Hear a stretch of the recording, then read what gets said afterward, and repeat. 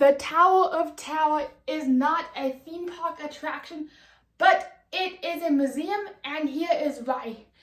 As you first approach the tower, you may notice something very miraculous and grand, which is the tower itself, towering at over 199 feet and 11 inches.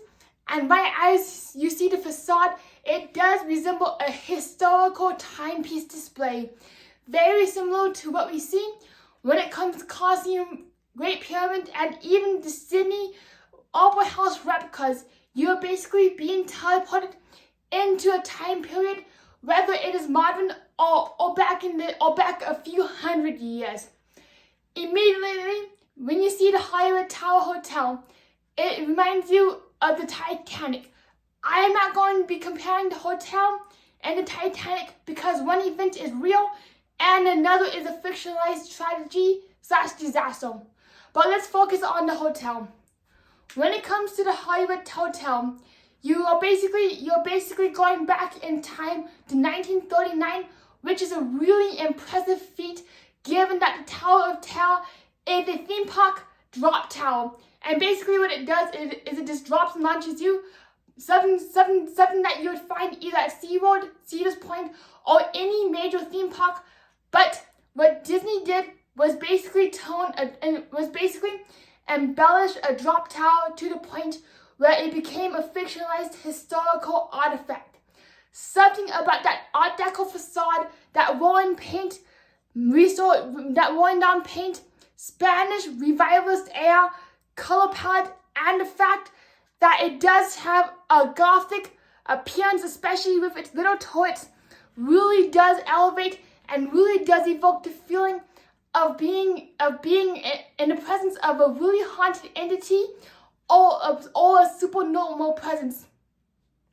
I know it's really strange, but I do look at the Tower of Terror lobby similar to the Titanic lobbies, to the Titanic staircase in the Orlando Titanic Museum.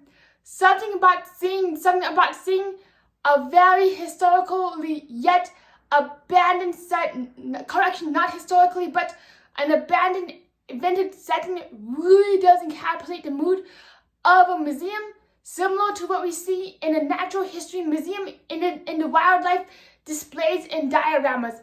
I am looking at you, Denver Natural History Museum, with all these dioramas and displays.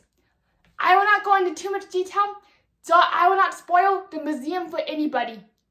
Then, as we get into the interior, we are basically met with a slew of abandoned and vintage antiques, including alligator skin luggage, 1800s crystals, they probably have some lead infused in them, and of course, really ancient perfume.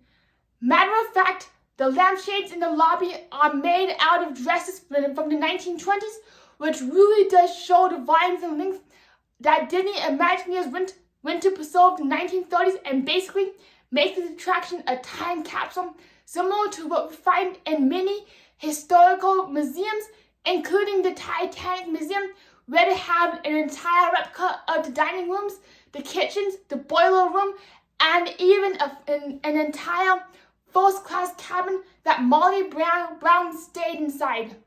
And yes, I know I'm comparing this to the Titanic Museum, but that is my frame of reference when it comes to in quotation marks historical preservation. And even though this is a fictionalized hotel, something about the amount of details and the fact that Disney themed the hotel on all four sides really makes it come to life and feel as if you're standing at a historical artifact with a drop tower that happens to be a drop tower.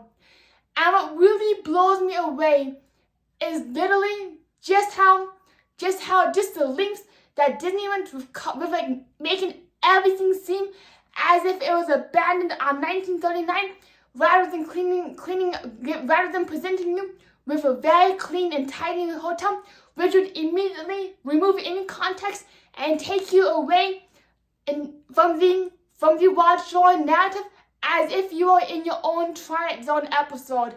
With that being said, this is why I equate the Hollywood Tower Hotel to a museum, and even one last thing before we go is the queue itself.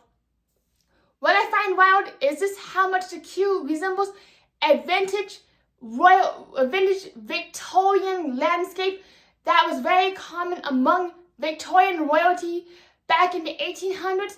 And even though the queue is overgrown, we can use our imaginations to see a beautiful, luscious garden that somebody spent days, weeks, or even years curating.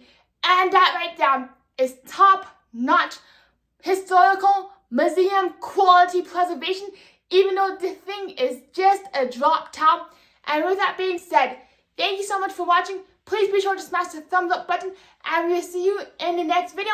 If you have not already, please be sure to subscribe if you enjoy Telltale tidbits, historical facts, and Disney tips and tricks. And we'll see you in the next video. Woo!